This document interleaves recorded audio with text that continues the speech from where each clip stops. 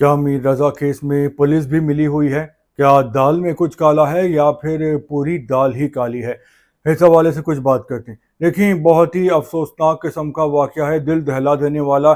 मीर रजा कराची का लड़का है, बहादुराबाद में इसका एक छोटा मोटा बिजनेस था, वॉफिलिक्स के नाम से रिहाइश इसकी थी। बहादुराबाद के करीब ही एक जगह है PECHS, और इसकी जो लाश मिली थी गुलिस्तान जौहर से मिली थी। पुलिस का पहले ये बताना था कि इस शख्स ने खुदकुशी कर ली है।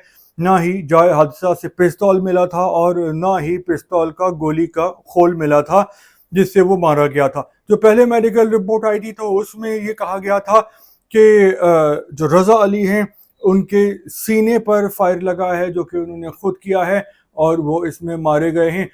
लेकिन फिर पर्दा उठना शुरू हुआ और इस कहानी में नए नए उतार चढ़ाव आते गए, क्योंकि रजा अली का चेहरा मस्क था और पहले ये बोला गया कि कराची की गर्मी से उसकी ये हालत हो गई है, या लाश कई घंटे बाद मिली है तो शायद जानवरों ने या कीड़े मकोड़ों ने उसको नुकसान पहुंचाया है। लेकिन जब दोबारा मेडिकल टेस्ट किया गया तो मालूम हुआ कि गोली सीने के बजाय जो सर है उसके पिछली तरफ से मारी गई है। इसके अलावा मीर रजा अली की पसलियां भी टूटी हुई हैं।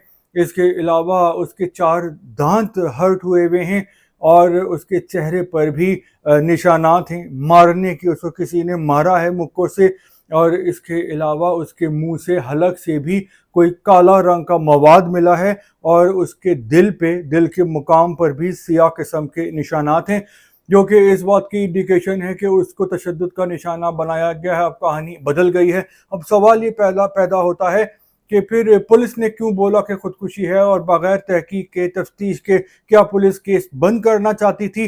तो क्या केस बंद करके वो बस अपनी जान छुड़ाना चाहती थी, या इसके पीछे कोई ताकतवर शख्सियत है जो कि इस केस को क्लोज करवाना चाहता है? तो बहुत सारे जो सवालात हैं वो सामने आ गए हैं और ये कहानी बहुत ही पुरअसरार रुख इख्तियार कर गई है।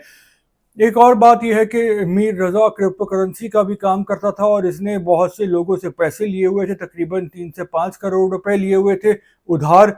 और जब इसने लोगों को अदायगियाँ प्रॉफिट देना बंद कर दिया तो लोगों का भी दबाव आना शुरू हो गया।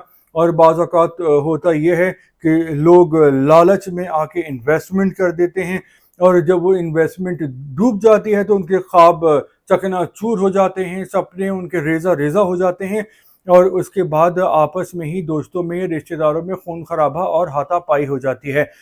तो मेरा ख्याल है कि इसका एक एंगल ये भी हो सकता है कि जब मीर रजा अली को नुकसान हो गया क्रिप्टो में और वो लोगों को प्रॉफिट नहीं दे सका, तो उसमें ही किसी ने उसको पैसे ना देने पे अपने पैसे लेने के लिए, और जब पैसे लेने में नाकामी हो गई तो गुस्से में आके उसकी जान ले ली, क्योंकि पैसा है ही ऐसी चीज़ और लालच जो है वो आंखों पे पट्टी बांध देता है। इस टॉपिक के हवाले से अगर आप कुछ कहना चाहते हैं तो दिल खोल के बोल सकते हैं, और अगर चैनल को सब्सक्राइब करना चाहते हैं तो वो भी कर सकते हैं।